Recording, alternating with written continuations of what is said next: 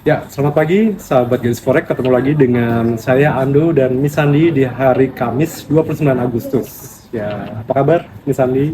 Sehat, baik. Iya, kemarin ditemenin sama Koko Cuan ya. Koko Cuan, Iya. betul. 2 hari ditemani Koko Cuan kita bahas soal market juga. Oke, Koko Cuan itu siapa sih?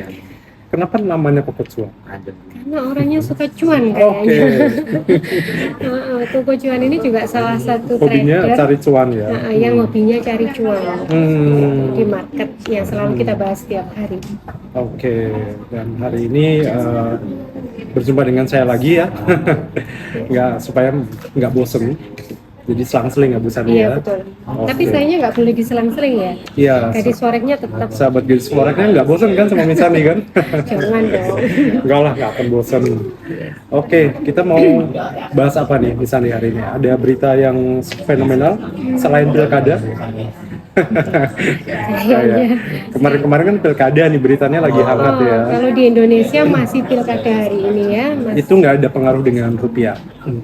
Kalau menurut saya ada, tapi mungkin kecil ya. Kecil. Ya, karena sebenarnya meskipun kemarin itu demo sempat rusuh atau apapun, kita bisa melihat kita sebenarnya masih stabil. Oke. Ya. Ada sih memang kerusakan, tapi tidak sebesar kalau kita ngomong seperti tahun 98 katakan. Iya. Jadi seperti itu. Iya. Ada sih beberapa yang meminta untuk presiden kita hari ini dimakzulkan, tapi juga secara secara konstitusional juga belum sampai yang ke arah sana, masih hanya sekedar demo. Iya. Itu aja sih, jadi masih stabil. Menurut saya masih Cukup stabil ya. Demo boleh, tapi jangan anarkis ya. Betul. Oke. Ya. Tapi memang ini ya Pak, kemarin juga saya lihat di salah satu komentarnya di salah satu video Gadis Forex, kenapa apa yang menyebabkan rupiah ini menguat hari ini, seperti itu. Sebenarnya selain dari makroekonomi Indonesia itu sendiri, menurut saya yang sangat mempengaruhi rupiah menguat adalah USD yang melemah. Ya, USD yang melemah ya. Harga DXY itu kemarin terpantau sampai dengan 100. Memang itu cukup tertekan dari 2 minggu terakhir. Itu sih yang membuat harga rupiah menjadi menguat. Dan nggak cuma rupiah Bu, ada berbagai mata uang yang lain juga menguat. Akhirnya. Iya. Betul. Oke, kita masuk ke chart XAU USD. Oke. Ya. Kita ke chart XAU USD ya, emas. Ya, ini sudah daily. Ya. Oke, daily masih tetap tertahan di R1. R1 2514. Oke. Di R1 tapi beberapa hari ini kan dia kayak didorong untuk naik tapi tertahan. Betul. Ya. Ada kemungkinan break? Menurut saya masih ada kemungkinan break. Kalau secara fundamental itu kita masih ada satu PR nanti September tanggal 18-19 kalau nggak salah, itu The Fed akan mengumumkan penurunan suku bunga. Nah, menurut saya itu yang akan membuat harga gold mungkin larinya itu ketika berita kah atau sebelum berita justru malahnya. Nah, lari ini juga bisa lari ke atas, bisa lari ke bawah. Ya, kalau ke samping nggak mungkin. Lari ke samping nggak mungkin. Kalau sampai lari ke atas ya, dan break ini yang all time high-nya beberapa hari kemarin ya di 2530-an, menurut saya potensinya akan ke sini 2580-an lah ya, ke situ. Nah, tapi kalau misalnya dia gagal naik, ya potensinya akan balik ke 2480-an. Jadi range-nya menurut saya juga sempit sih, 100 poin ya, dari 2480 ke 2580 gitu sebenarnya. Jadi tapi untuk 100 poin nggak sempit Bu. Lumayan itu Bu. Kalau dalam satu lot itu berarti 10.000 US ya. Iya. 10.000 US ya. Kalau dananya nggak kurang dari 10.000 udah kena margin call kan? Iya betul. Kalau ngambilnya satu lot, ya kan. Oke, itu tanggal berapa? September kira-kira tanggal 18 atau 19 katanya. Oke, mungkin sahabat Games Forex juga bisa ikutin ya. Iya. 18-19 kita siap-siap nih. Gold mau terbang atau mau junap? Yes, mau terjun payung. Kita lihat dulu H1 ya. H1. Apakah ada peluang untuk yang bisa kita ambil? Nah, H1 persis benar-benar tertahan ya di atas sini ya. Iya, dan ketarik ke pivot terus ya. Ketarik ke pivot. pivotnya ini di 2504 Yes, ya. itu memang area cukup kuat itu ya, 2500 sampai 2500. Betul. Sebenarnya kalau kita lihat pola ya Pak, pendek Ya. ya, kita nggak lihat ke belakang sini ya, tapi dari sini sampai sini ini ada pola double bottom. Double bottom, ya. betul. Ini kan W ya. Ya, W harusnya ini memang ketahan resistensi, harusnya targetnya ini belum kena, targetnya minimal di sini, di situ. di 25-an. Jadi Kita bisa ambil buy bisa ambil buy, tapi mungkin nunggu di ini dulu ya, sebelum dia ini kan di neckline nih, bisa dikatakan neckline ya. Kalau dia bisa turun ke 25 12 atau di 08 lah ya, di situ area buy menurut Bisa saya. area buy. Bisa area buy. Kalau sell mungkin nunggunya dia di sini 25.30 sampai 25.25 itu bisa ambil sell. Oke. Jadi pergerakannya menurut saya antara ini ya 25 26 30-an lah ya, Ya. sampai dengan pivot ini di 2505. Oke. Baik, itu ya sobat Gaze Forex, jadi kita bisa entry buy atau sell menunggu harga seperti yang dibicarakan sama Bu Sani tadi. Oke.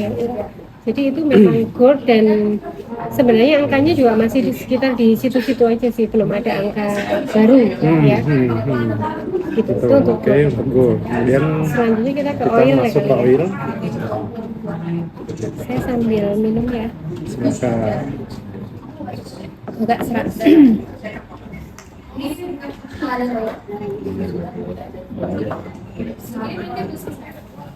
Ya, oil ini daily-nya ya. Bisa digambar enggak, Pak? Kira-kira yang kemarin segitiganya itu ya kita ini kan sama, menurun ya. ya, naiknya dari sini.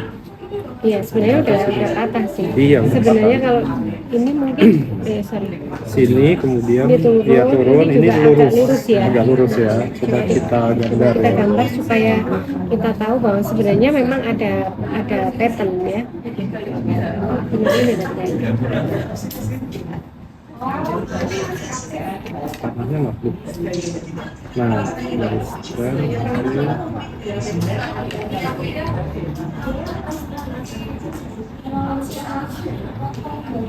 yes.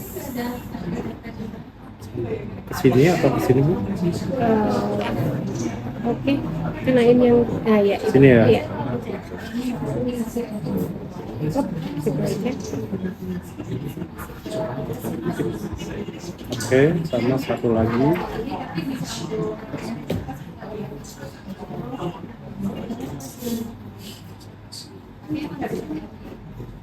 Yes.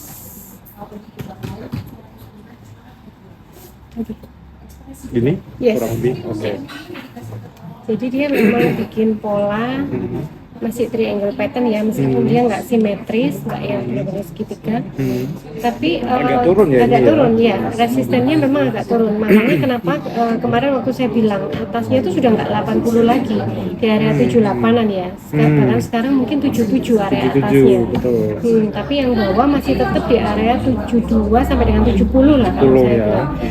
Jadi oil ini kalau ke 70 menurut saya sudah berani collect buy lah ya. Collect buy. 70 ke Ya. bawah. Selama tidak ada berita yang seperti atau kejadian seperti, bukan, kalau perang malah naik ya. Oke. Kayak misalnya pelumpuhan ekonomi kayak COVID gitu. Atau mungkin nanti ada endemi yang lain. Itu tidak akan membuat oil akan turun Merosot turun, sampai ya. dalam lagi. Betul, tapi kalau perang justru naik Justru ya. naik. Gitu, coba kita lihat hasilnya. H1 itu juga masih tertahan di pivotnya dia ya, 73-an. Range-nya bisa sampai sini sih ya, 76. 76 ini kan kemarin di 77. Betul. Sekarang resistennya mungkin sampai 76-an. Oke. Ya, dia kalau ada potensi turun lagi ke 74, menurut saya buy dulu enggak apa-apa.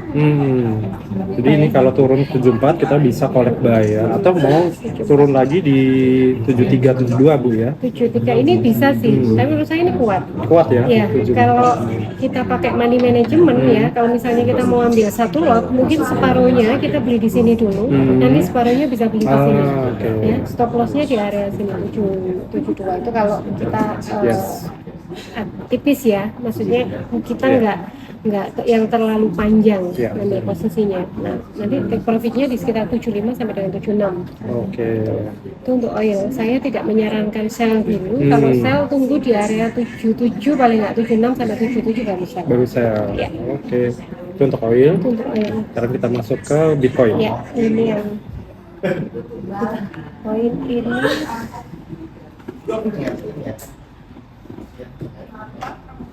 Nah, sebenarnya Bitcoin ini juga ada pola ya. Yes. Bisa kita gambar Pak mungkin.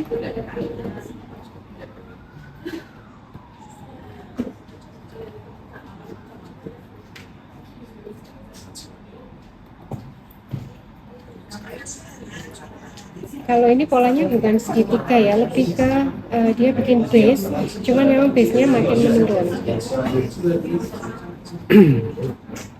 Kalau bahasa istilah dalam tradingnya itu ascending namanya. Ini bikin ascending.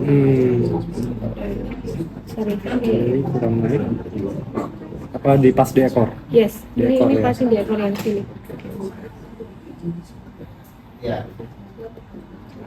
Yes. Ya, jadi Bitcoin ini dia bikin ascending, dia bikin base tapi dia makin menurun. Makin menurun. Ya, tapi kalau kita lihat defaultnya, sebenarnya range-nya di sini kita bisa lihat ya. Jadi antara 70-an, ini sekarang jadi 68-an ya, sampai dengan 50-an pergerakannya Bitcoin sebelum dia akan tembus ke salah satu sisi, ya. Oke. Nah, sekarang dia memang masih berada tetap di tengah-tengah ya. Pivotnya itu di 62, kemudian support satu, ini yang terdekat support sebelumnya itu di sekitar 56. Ya. Ya. Kalau mau buy masih tetap nunggu di sini ya, Di sekitar 56 ke sampai 5, turun, sampai 50-an boleh ya. 50-an boleh buy. Mobilnya itu boleh collect Ya. buy untuk Bitcoin. Nah, kalau misalnya sell untuk yang market future ya itu bisa di area sekitar misalnya dia naik ke atasnya 64 itu sudah bisa sell. Dan di sini bisa sell sudah. Itu juga bisa sell ya, mantap ya. Karena pergerakannya pasti masih akan, kalau saya sih belum melihat Bitcoin akan Nggak terlalu, break ya. iya masih Kecuali nanti sideways tapi sedikit turun dikit. iya. Kenaikan suku bunga menurut saya juga akan berimpact ke Bitcoin. Oke. Mungkin Bitcoin akan dibawa naik dulu, tapi saya ini prediksi saya Prediksi ya. ya. Mungkin tidak akan Nggak lebih dari 70 iya, ya. nggak akan lebih dari 70. Ya mungkin sampai all time high-nya yang beberapa hari yang lalu lah di sekitar 73 gitu. Oke. Mungkin dia akan balik turun lagi. Oke. Karena secara momentumnya Bitcoin menurut saya ini belum momentum dia untuk break all time high. Karena siklusnya Bitcoin itu kan 3 sampai 4 tahun. Nah, kenaikan yang Per 3-4 tahun baru ATH. betul. Kenaikan kemarin kan baru di ini ya sekitar 2023 2024 ya. 2024 berarti kalau 3 tahun aja itu 2027. Baru dia akan rally all time high gitu. 2027 masih 3 tahun lagi, Bu. Betul. Jadi mungkin mulai pergerakannya di 2026 lah ya. Baru kelihatan ya. Baru kelihatan dia mungkin akan rally. Oke. Jadi begitu. Itu untuk Kita masuk H1. kita lihat satunya. Nah, satunya itu juga tertahan di support 1 Sampai periode hari ini ya. pivot Ini kemarin. pivot. Oh Ya. iya, betul. Ini pivot periode sebelumnya. Iya. Dan ini tipis antara ini ya 60 sampai dengan 58. 58. Ya, ada Kita bisa ambil buy di sini. bisa. Kalau menurut saya sinilah minimal 58400 itu bisa buy ya. Kalau sell-nya ya nunggu di 60-an. Oke. Tapi kalau break salah satu sisi udah harus dilepas ya Pak untuk market future ya, karena kita market future itu kan transaksinya pakai leverage ya, yang itu daya ungkitnya lebih besar dari market spot. Jadi selain dari potensi profitnya bisa lebih besar, tapi potensi resikonya juga besar. Gitu. Ya. Menurut saya harus stop loss ya. Betul. Kalau turun ke area misalnya buy di sini di 58400, ketika dia turun ke 57 ya sudah harus di cut loss. Karena dia kemungkinan akan ke sini 55. Jadi seperti itu. Itu untuk Bitcoin. Oke, gitu sahabat garis forex, tadi analisa market dari kami ya. Tadi XAUUSD, gold, kemudian oil dan Bitcoin. Semoga bermanfaat buat teman-teman semua ya. Ya. Oke, terima kasih Miss Andi untuk hari Terima ini. kasih. Sampai ketemu besok. Bye bye. Bye bye. Pak.